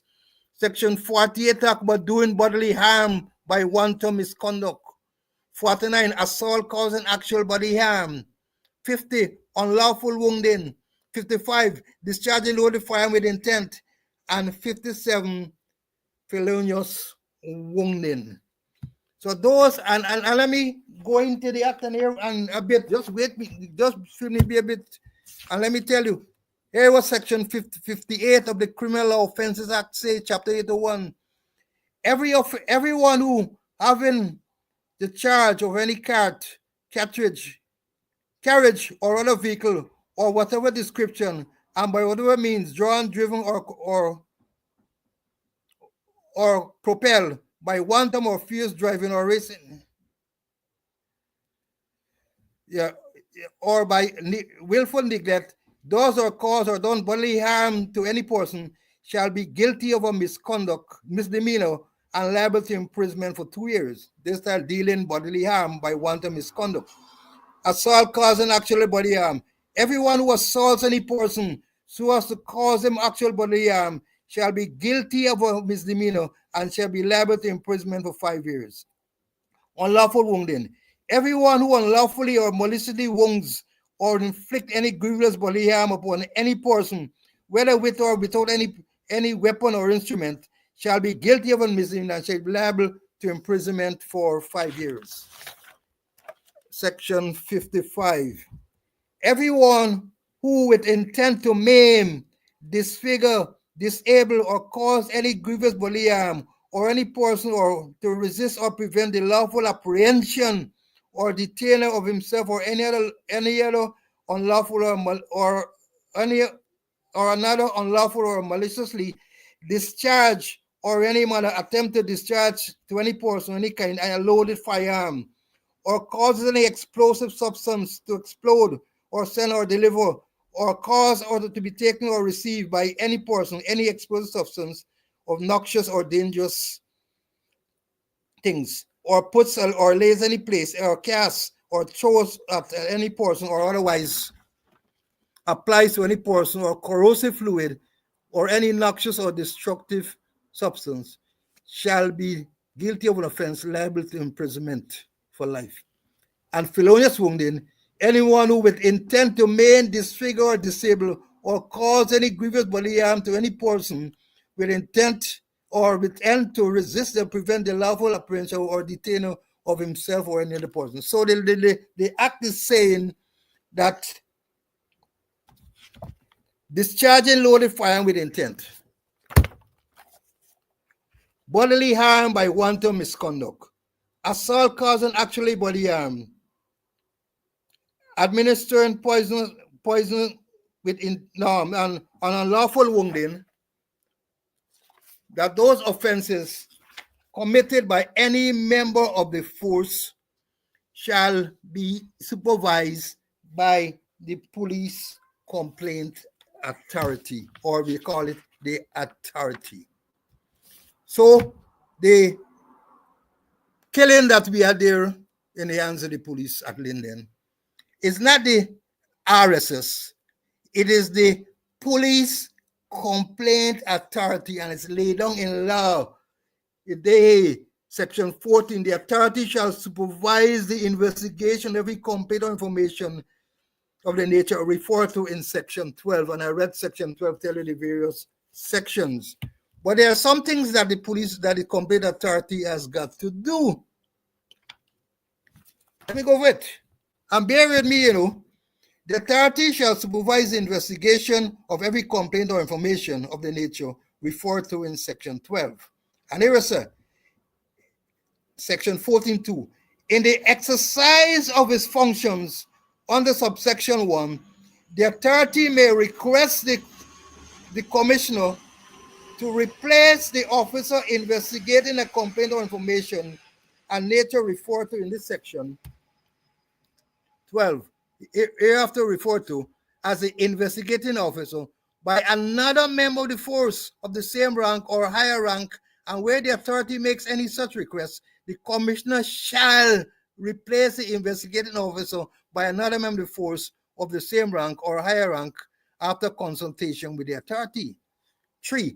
A copy of every statement, including any confession statement, recorded, or any other document prepared, seized, or produced in the course of investigation of any complaint or information of this nature referred to in Section 12, shall be forwarded to the authority as soon as it is recorded, prepared, seized, or produced, and the authority shall be entitled to inspect any object recovered in the course of the investigation and place any entity mark on it.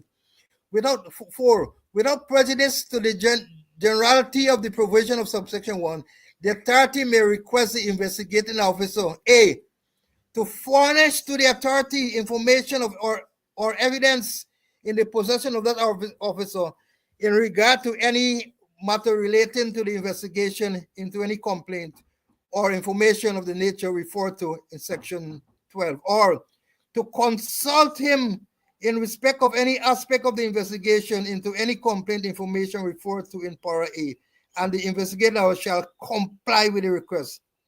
5. The investigator shall, as soon as possible after the completion of any investigation, complaint information referred to subsection 1, submit to the authority a report giving a summary of the steps and proceedings taken in the course of the investigation and its conclusion. And bear with me, I conclude now, talking about statement by the authority, Section 15. After considering the report of the investigating officer referred to in Section 14.5, the evidence disclosed in the course of the investigation referred to thereof, and other relevant matter relating to the investigation, the authority shall submit to the Director of Public Prosecution a statement containing the following particulars. A, whether the investigation was or was not conducted to the authority's satisfaction.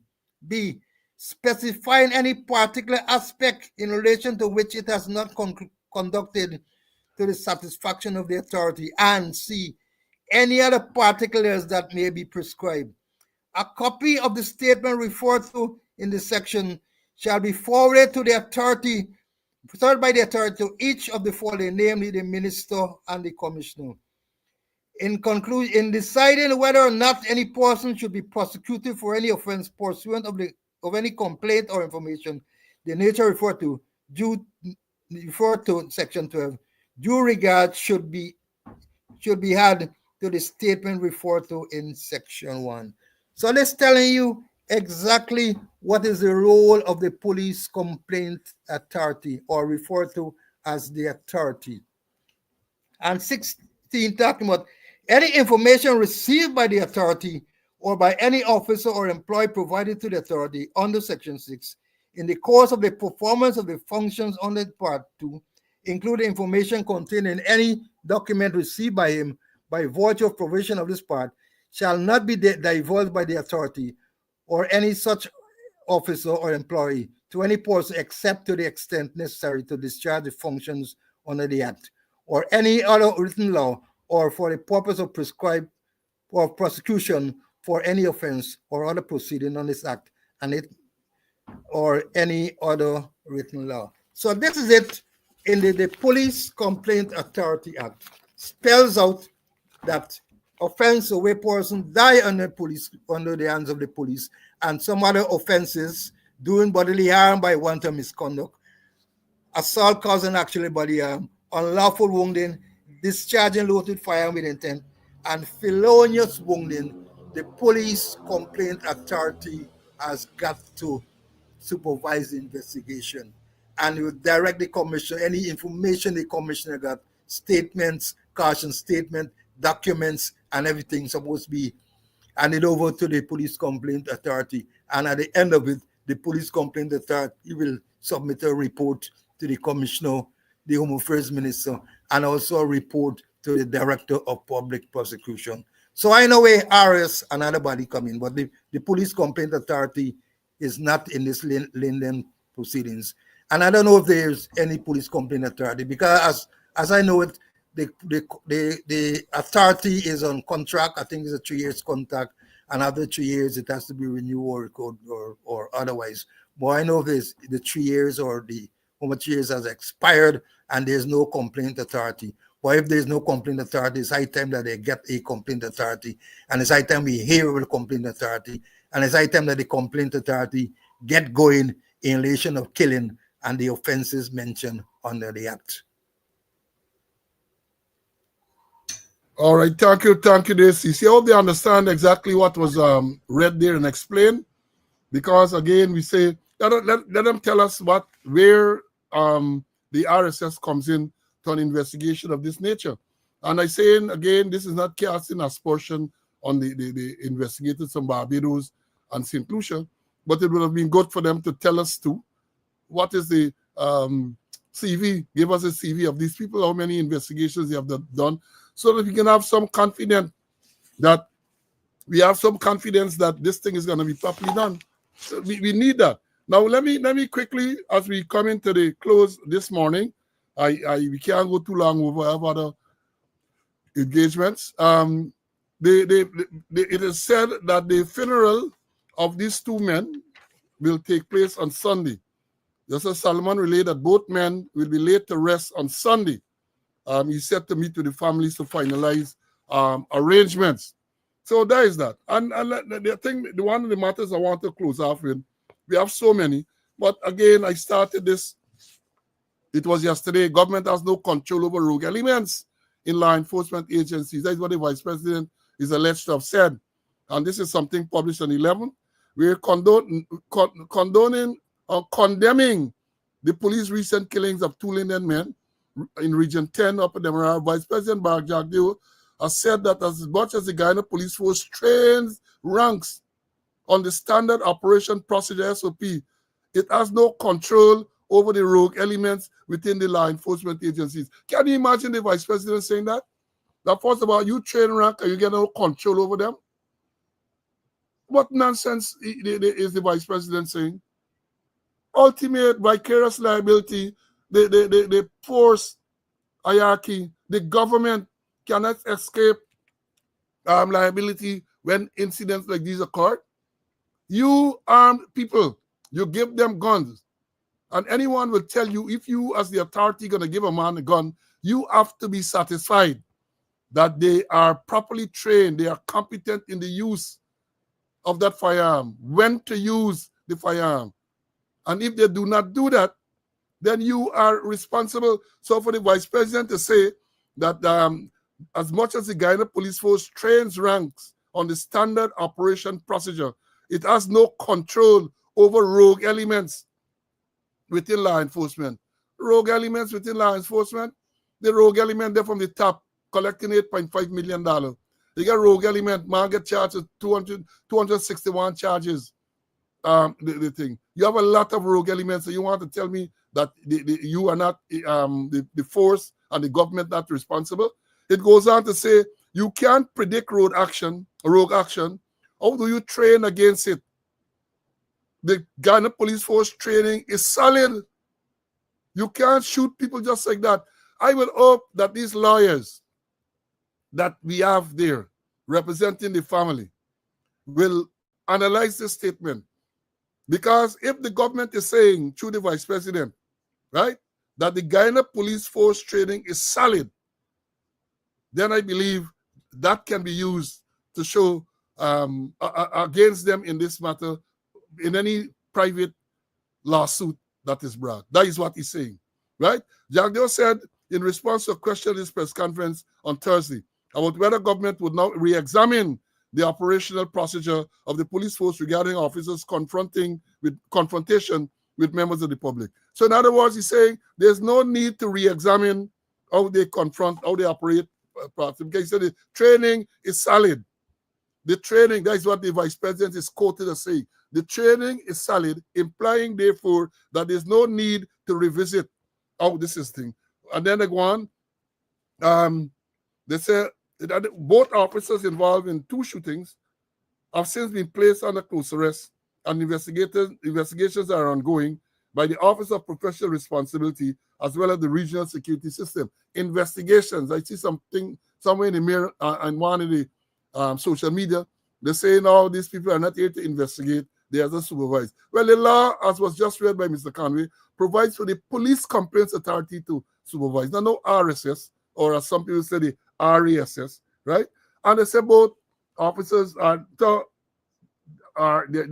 telling to us, we know the first shooting Monday night was Sergeant Kendall. I don't know that they have identified positively or they have linked the second shooter. I don't know that. So for them to tell us both officers involved in the 2 shootings have since been placed under close arrest, to me that is news, because I knew of the one officer, but I don't know that they identify who killed Dan, right? And then once, as I said, during his weekly press conference on Thursday, Vice President condemned the killings and assured that there will be no cover-up for the shooting. He goes on to say once investigations are done, then whatever the outcome is, action would be taken. That is what the Vice President is quoted as saying. And then he goes on to say, I spoke with them, the families, and I assured them that the People's Progressive Party and the government will not cover up anything in relation to these cases, that we are interested in full impartial investigation too. And he says here, whatever the outcome, the consequences would be felt by those involved. That is what the Vice President is saying. The consequences. There's no transparency in this thing. And of course, it's a word that is foreign to them. That is word that is foreign to them.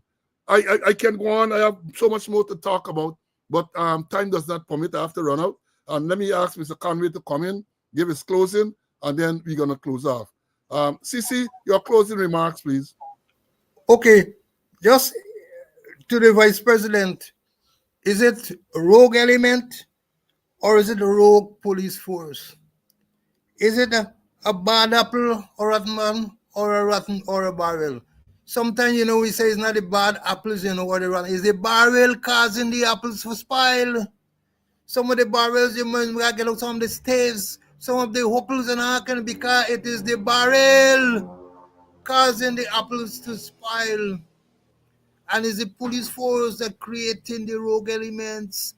And you got to get rid of the rogue elements. You got to get rid of certain senior people in the police force if you want good to come. And let me just focus on Region 6 and Region 1, Allegations are coming unconfirmed reports that the police didn't lodge all the cocaine. 57 pounds still there, and they're looking market for it. Understand they're tackling people from charity to buy the cocaine. And also, unconfirmed reports too, is that when they were chasing the number 1 man who they say involved in the cocaine, and they drove out from Obituaries Creek, the police station is on the right side of the Obituaries Creek, and the Venezuelan police station is on the left side of the creek. They're just a little creek separate from them. And as they came out of the creek, the man who they were chasing, turned left and into Venezuelan waters. And there was the police with all the uniform and everything, and they also turned left into Venezuelan waters. Understand the Venezuelan fired some shots on them, they didn't report it, and they turned back, So we gotta be careful. It's praise God that nobody didn't get shot, nobody didn't get hurt, according to the reports I got, that they entered the Venezuelan water in pursuit of the main suspect. It's just a small creek that separates the two police stations, or Guyana from Venezuela. I was once in charge of Obituaries police station as a subordinate officer, and a little creek. You make a plunge from Guyana side and reach over Venezuela. You plunge from Venezuela side and reach over Guyana. But they got to be careful in their pursuit, especially in the hot pursuit, if they're going to enter Venezuelans' territory or they allow Venezuelans to enter Guyana territory. They got to be very, very careful. Praise God that no one, according to the report, got injured. And I also understand they're trying to sell the 57 pounds of cocaine. They're trying to get market at charity. And also, I got a report from Region 6 that a police officer was seen sharing out flyers that the president visiting Borbis and person was attending. A police officer in uniform, and I'm talking about officer, I'm talking about constable, corporal, or inspector or sergeant, a officer sharing out flyers in relation to the president's recent visit to Borbis, encouraging people to go and turn up at the visit. That's all I need to say for the while. Thank you, my brother. Thank you. Have a good rest of the day and a good Eastern swan. I want to, as I close, I want to say we should wish the children writing the common entrance, as we call it. I think it was yesterday and today. Wish them all the best. You know, the grade 6 assessment. I think it is ongoing now. We want to wish all those children every success as they go into this. And I can't leave without giving you your therapy and your double dose. So we go here, first one here. You who are out there, if they come, we got to shoot and scoot. And shoot good and scoot. And keep shooting and scooting until help arrives. There's one. You got to shoot and scoot. That is a new tactical position. And keep shooting and scooting until help arrives. Well, the man is a fireman now, you know. Now the man there at fire scene with hose and all sort of thing. Let me look for your next therapy. I have so many. Here it is. Let's go. Sit there and fabricate that. Unless you say who the person is, I can't comment on anonymous people. Okay, well, let's talk about specific individuals. What is your relationship with Mr. Su Jurong? Su? Oh, Su? My relationship? Nothing. He's a tenant in my place, yeah. And he's a good friend of yours? Yes, he is a friend of ours. He claims he's a friend of ours, you know. You got to play these things because later this afternoon, this same man gonna come and tell you all sort of things. They're gonna tell you about FBI investigating. I ain't ever going to that yet, right? Does it, to analyze that statement made by the president and Nandela and all. They're not gonna do that. They're gonna tell you about that, but they're gonna tell you that a serious allegation made against the vice president years ago, which is that he takes 500,000 US from Chinese businessmen for them to get contract and so on. No investigation was done. None, as far as I'm aware. They didn't call in FBI then. A serious allegation, and mind you, it's an allegation. Nothing endo. But this afternoon, you're gonna hear good bacchanal just the other day with the Nid and She Makumi. Big comments the other day with the Nid and She Makumi. I don't want to air so a passing straight. A fella pull me and tell me, wait. Same time, Indian husband come off the bus. And it's now the Makome start to cuss. That is what we're going to get. The Makome can start to cuss. And how can we forget this one? Oh, man. The Prime Minister, Brigadier retired, Mark Phillips, they are at the official function in Honduras or somewhere there. Look at the man, the portman. Look at the man. The jacket balling. Look at the Prime Minister of Guyana representing the country overseas. Have to have been an official arrangement because look, you have the on both sides you can see the honored guards. You can see the flag of Guyana here, and yes, this is the flag of Honduras. And this is how the Prime Minister is dressed. I wouldn't even go in the back dam like that. I wouldn't even go in the back dam. Disgrace, Mark Phillips, disgrace. You're lying one, and now you come look at your dress. former chief of staff of the Guyana Defense Force. Imagine that. He's a former chief of staff of the Guyana Defense Force. Look at the man's dress at an official function. Look at the dress. Look at the manner in which he dressed. Now, folks, we have had a today, Thursday, makeup. Again, I want to remind you all that tomorrow is Good Friday. That was my least favorite holiday, Good Friday, because you got to go to church, and they had this long service, long service. You know, there. First of all, you got up in the morning, you can't eat no rank. No rank you can't eat. You had a little cross buns, and you drink a little tea, bush tea, of course, and then you got to wait till afternoon, till when, after 6 o'clock, and even then, what they give a little callaloo, and a man, us carnivorous people, no meat, dal callaloo, a little rice, that's why you're vexed. Of course, I get me kite for paste and all those type of things. I get kite for paste. So tomorrow is Good Friday for the Christian brothers and sisters, end of the Lenten period, and hope you've had a rewarding fasting and praying period and so on. But fasting and praying must continue. We got to fast and pray for the wickedness that is walking the land that we call our home, that it should be removed. We got to keep praying. We got to keep fasting. And don't be surprised. Tomorrow, Good Friday, because I told you yesterday that on Sunday, Palm Sunday, the president went to a Catholic church in New Amsterdam.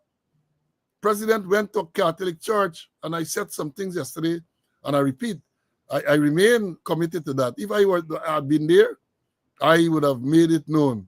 The man is not a Christian. Why is he going to this church on Palm Sunday? It's election season. And I hope that the Christian brothers and sisters are not fooled by that. President, a Muslim, gone to church, Christian church in New Amsterdam on Sunday. So don't be surprised if tomorrow, Good Friday, they turn up at churches. Those non-Christians turn up in churches tomorrow because they're politicking even in the church. That's how disgraceful these people are and disrespectful.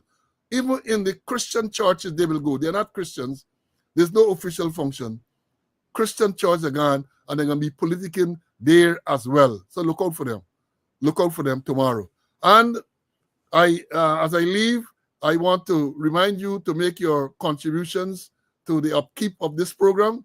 I want to also compliment you for your attendance today, Thursday, which is not a regular scheduled day. You came in your numbers. And we appreciate that very, very much. In terms of going forward, as I said, tomorrow is Good Friday, no program. Things happen a lot in Guyana, right? Monday is Easter Monday. We don't plan to have a program on Monday as well. So stay tuned for when the next program will be. Again, if you subscribe to the channel on YouTube and hit the notification button, you will get the notification whenever the schedule is done. And if you follow the page on Facebook, you will get a similar notification. So, folks, I want you to all enjoy your Easter, right? Easter is Sunday, but in Guyana, we say Easter Monday. Enjoy your Easter Monday, right? Enjoy your Easter Monday. Fly your kite in safe places. You're going out to picnic and so on. Be safe. Be safe. I understand, well, yesterday and today, you had a lot of rain. I hope that you have a good day so that you can fly your kites and you can enjoy with the children on Easter Monday. So until we reach again, whenever that will be, and of course, as I always say, if God permits us, God spare life, until we meet again, I want you to stay well. Stay well, be safe, stay well. Bye.